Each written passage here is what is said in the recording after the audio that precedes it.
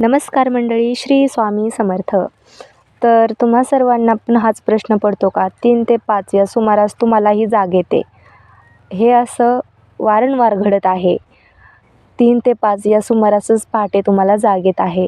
तर हे शुभ आहे का अशुभ आहे, की ब्रह्मांड तुम्हाला काही संकेत देत आहे? तर आपण ह्या व्हिडिओतून जाणून घेऊयात. हा व्हिडिओ शेवटपर्यंत तुम्ही नक्की बघा, कारण त्याच्याशिवाय तुम्हाला समजणार नाही. आणि स्वामींचा संकेत आहे का, ब्रह्मांड तुम्हाला काय सांगत आहे, कोणता संकेत देत आहे, हे तुम्हाला काहीही समजणार नाही.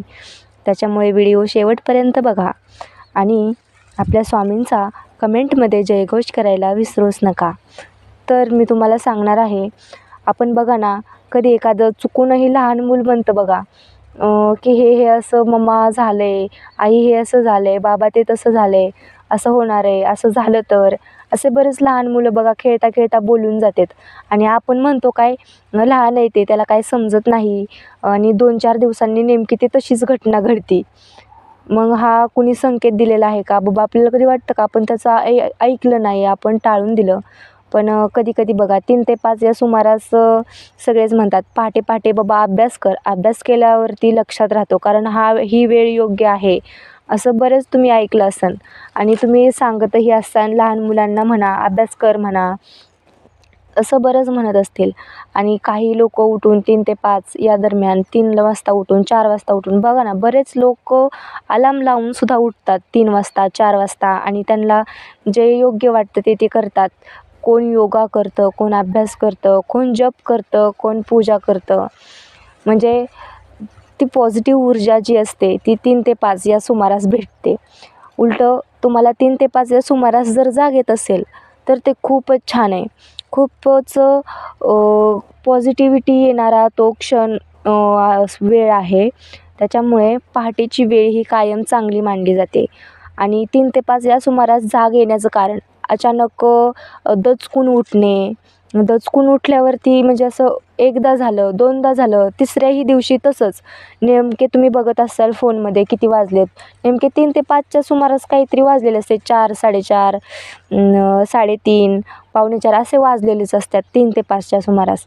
म्हणजेच ते दैवी शक्ती तुमच्यासोबत आहे हे संकेत देण्यासाठी 3 ते 5 या सुमारास तुम्हाला जाग येते.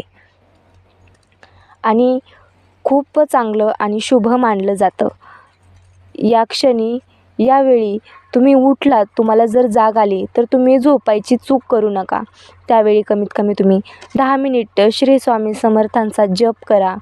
किंवा तुम्हाला जे काम योग्य वाटेल, की आपल्याला तुमच्या काहीतरी डोक्यात असेल की बाबा आपल्याला आता घर बांधायचं आहे, आपल्याला गाडी घ्यायची आहे, त्याच्यासाठी आपण बोललं पाहिजे, म्हणलं पाहिजे, स्वामींच्या चरणी गेलं पाहिजे, अंघोळी करून देवपूजा करून स्वामींचा जप केला पाहिजे.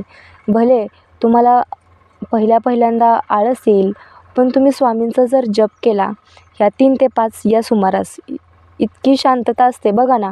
तुम्ही एखाद्या राहिदारी ठिकाणी जरी राहिलेला असला आणि 3 ते 5च्या सुमारास जर तुम्हाला जाग आली, इतकं शांत वातावरण तुम्हाला कुठेही बघायला भेटणार नाही आणि तुम्हाला समजणारही नाही. त्याच्यामुळे या वेळेत तुम्ही काहीही करू शकता. देवपूजा, जप वगैरे वगैरे, तुम्हाला ज्याची आवड आहे ते काम तुम्ही करू शकता. जे तुमची काही स्वप्ने असतील त्याच्यासाठी तुम्ही 3 ते 5 या सुमारास नक्कीच देवाच्या पुढे जाऊन जप वगैरे केला तर नक्कीच तुमची स्वप्ने पूर्ण होतील, नक्कीच तुमच्या सर्व इच्छा पूर्ण होतील. त्याच्यामुळे एक काम करा फक्त, तुम्ही 3 ते 5च्या सुमारास जर तुम्हाला जाग आली ना, तुम्ही फक्त झोपू नका. नंतर कमीत कमी 10 मिनिटे तरी स्वामी समर्थांच्या नावाचा जप करा किंवा श्रीकृष्णांच्या नामस्मरण करा. तुम्हाला जे देव तुम्हाला जे जवळ वाटते त्यांचं तुम्ही नामस्मरण करा तुम्ही नामस्मरण. तर 3 ते 5 ही ब्रह्ममुहूर्त अशी वेळ आहे. यावेळी जप तप करत राहा आणि तुम्हाला सगळे काय असेल ते तुमच्या इच्छा, तुमची स्वप्ने तुमची नक्की पूर्ण व्हावीत, याच्यासाठी मी स्वामींचरणी तर प्रार्थना करेलच. पण तुम्हाला 3 ते 5च्या या सुमारास जाग येत असेल तर खरंच तुम्ही खूप भाग्यशाली आहात, खूप भाग्यशाली. तुम्ही देवाच्या जवळच आहात. देवी शक्ती तुमच्या कायम सोबत आहे. त्याच्यामुळे स्वामींचा जप करा, जयघोष करा. चला मंडळी, माझा व्हिडिओ शेवटपर्यंत बघितल्याबद्दल तुम्हा सर्वांचे खूप आभार. आणि स्वामी समर्थांचा जप करा, स्वामी समर्थांचं कमेंट करा आणि असेच नवनवीन व्हिडिओ पाहण्यासाठी आपल्या चॅनलला सबस्क्राईब नक्कीच करा. धन्यवाद.